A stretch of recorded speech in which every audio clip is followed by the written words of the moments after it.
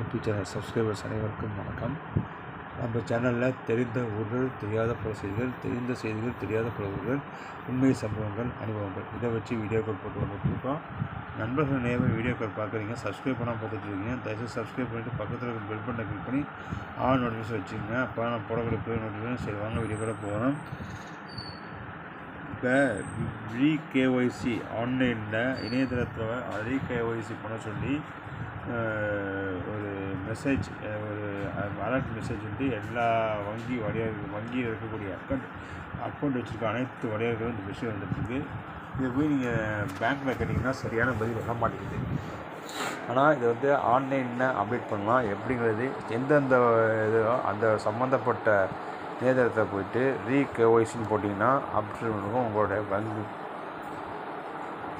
வங்கி account number, உங்களோட mobile number plus உங்களுடைய அந்த கேப்சா கோடை போட்டு என்ட்ரு சப்மிட் கொடுத்தீங்கன்னா, சென்ட் ஓடிபி கொடுத்தீங்கன்னா, எந்த மொபைல் நீங்கள் வந்து வச்சுருக்கீங்களோ அதுக்கு ஒரு ஓடிபி வரும். அந்த ஓடிபியை சம்மந்தப்பட்ட இடத்துல அடித்து சப்மிட் கொடுத்தீங்கன்னா, அதாவது ப்ரொசீடு கொடுத்தீங்கன்னா, அது வந்து உங்களோட போய் ப்ராசஸ் ஆகி உங்களுக்கு எஸ்எம்எஸ் வரும் உங்கள் வங்கிக்குன்னா.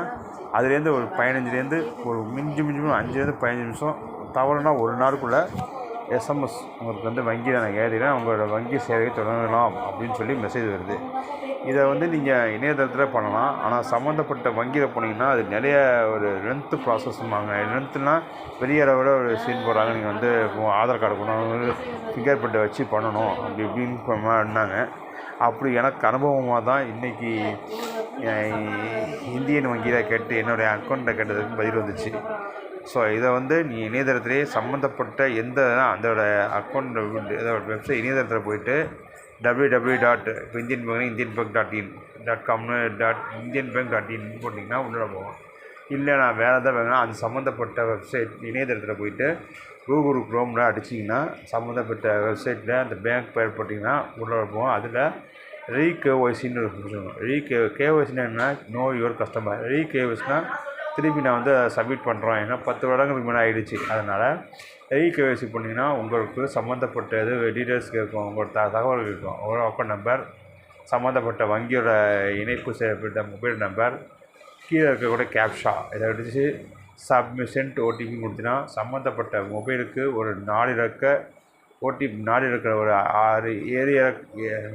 6 இலக்க ஓடிபி வரும். அந்த ஓடிபியை கீழே அதை அடிச்சிட்டிங்கன்னா, அடித்து ப்ரொசீட் கொடுத்தீங்கன்னா வித்தின் 5-10 நிமிஷத்துக்குள்ளே உங்கள் வங்கி தரப்புல நான் வந்து இப்போ ஏற்றுக்கொள்ளப்பட்டதுன்னு சொல்லி மெசேஜ் வரும். ஒரு அலர்ட் மெசேஜ் மாரி ஒரு இது பாக்ஸ் ஓப்பன் ஆகும்.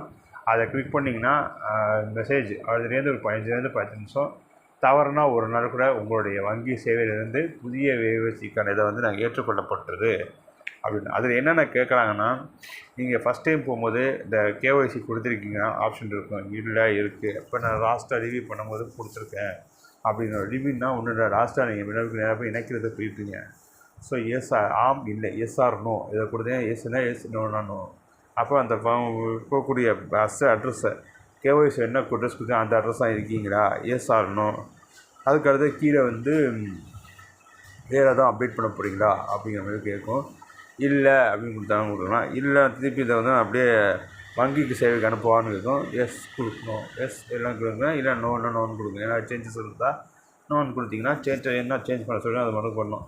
கொடுத்து ப்ரொசீட்னு கொடுத்தீங்கன்னா சம்மந்தப்பட்ட வங்கி இணையதளத்துக்கு அனுப்பி அவங்களுடைய வங்கி சேவையிலிருந்து தொடர்ந்து ரீகேஒய்சி ஏற்றுக்கொள்ளப்பட்டது, நீங்கள் வங்கியை சார்ந்த பணிகளை வந்து மேற்கொள்ளலாம்னு சொல்லி சம்மந்தப்பட்ட வங்கியிலேருந்து எஸ்எம்எஸ் வரும், குறுஞ்செய்தி வரும். இப்படி தான் ரீகேஒய்சி. இதை நீங்கள் போய் சம்மந்தப்பட்ட வங்கிகிட்ட சரியான பதில் வராது. அப்படிங்கிறத வச்சுட்டு இதை போட நம்ம யாருக்கும் எதிரான கிடையாது. எனக்கு நடந்த விஷயத்தை நான் எடுத்து போடுறேன்.